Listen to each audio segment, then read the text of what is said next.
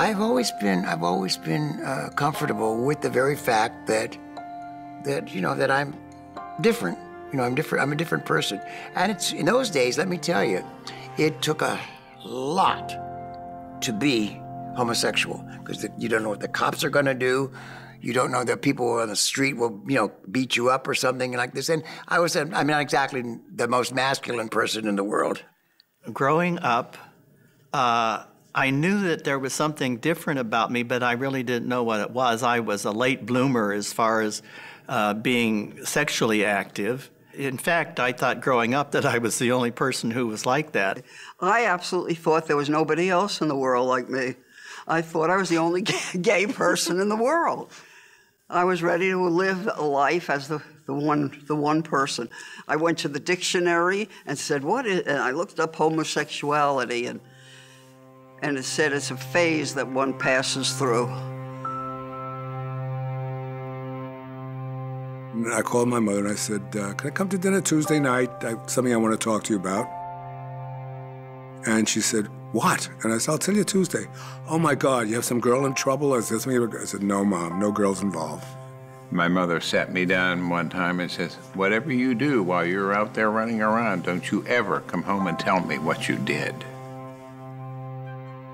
So that shut everything off. No communication, no nothing about my life. That there was never any question. I could have boyfriends and things like that, but it was never questioned, never talked about.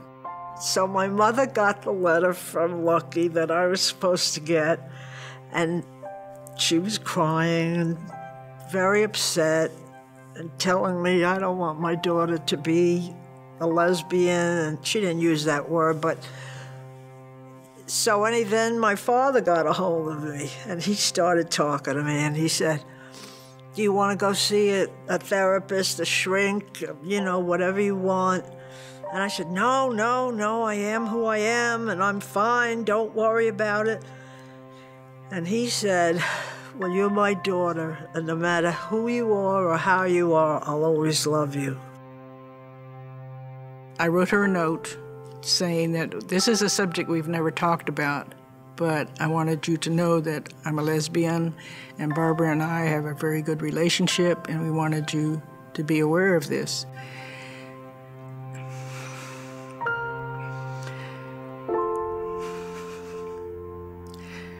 And she called back shortly and just said, we love you. But I was glad I had done that. I didn't come out to my parents, my mother especially, because I thought she would blame herself. She was very hostile to the idea of being gay. That's not for me. So, absolutely not me. And I didn't have that attitude because I'm gay, and I felt that's all. I have no choice that I am gay. When I told her how I felt, and she told me she felt something too, but she was afraid of the idea of being gay. I tried to talk her into it, telling her about the ancient Greeks, but for whatever good that did. And I couldn't even use the word gay because it sounded so frivolous. So I said, I'm homosexual. And my father said, what? And I repeated it, and he looked at my mother immediately and said, must be your side of the family. All the men on my side of the family were men. And my mother immediately snapped back and she said, oh, really? What about your cousin Sidney? Well, to make a long story short, he had his way with me, and it was the first orgasm I had, and I fainted. The next thing I knew, I was coming to, and he was putting cold compresses on my face. But that was my coming out. I mean, I was coming out to myself, actually, because through all my life until I was 19, I never thought about saying to somebody I'm gay. If she didn't know, she could deny it. But she knew she could have defended me. But back in those days, it was common knowledge that you could be arrested for being gay.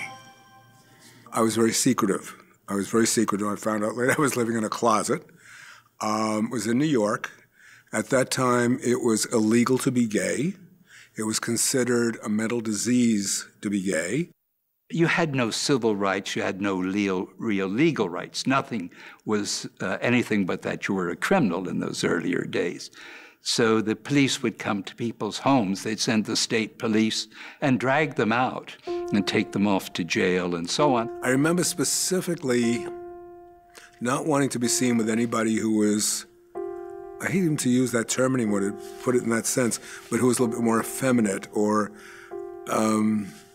you know, I hate that term straight appearing, but that's what I was looking for. Somebody you couldn't tell. The fear was that somebody would know who I was. It didn't occur to me that if I'm out with 14 straight people, they'll think I'm straight, but if I'm with one gay person, they'll think I'm gay. Of course they would know. I was like this. We couldn't do anything. You couldn't dance in a bar. You couldn't be in a bar. You couldn't touch anybody. God, you had to be closeted. I remember with the first woman I ever was with, I was 21 years old going to a grocery store. And a guy came up to me and he said, I know what you need, baby.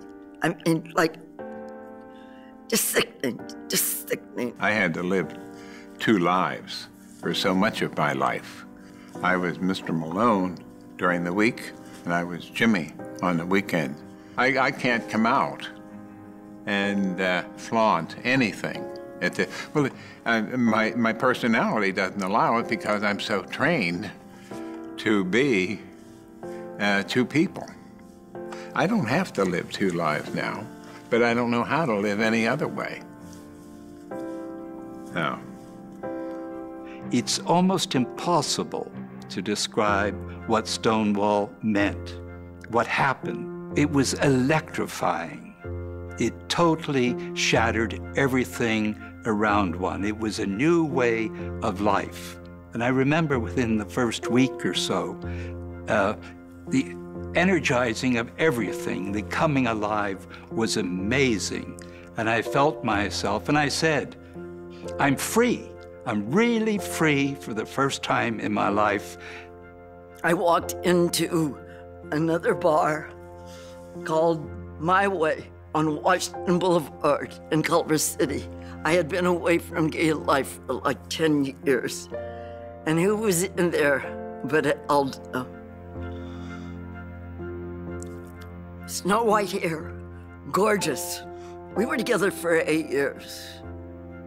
And I walked away for a year. And she came to me at the end of that year and she said, I'm dying, I have cancer. So I stayed with her for 3 months through her transition. She died in '91 from cancer. And yeah, I was a star, irreplaceable. I learned from John that there is so much in life, so much, he was so vibrant that it made my life vibrant. I could turn to him and say, I'm hurting. And he could give me the strength, the care, whatever you want to call it, but always somehow a sense of, yes, keep going on with life, and he was that kind of a person. He understood my sense of humor, and I got his. And it could be one or two words, and we would crack up laughing. And I can't imagine a relationship without a lot of laughter. I mean, even in the middle of sex, we could stop and laugh and then go back to it. And, you know, that's great.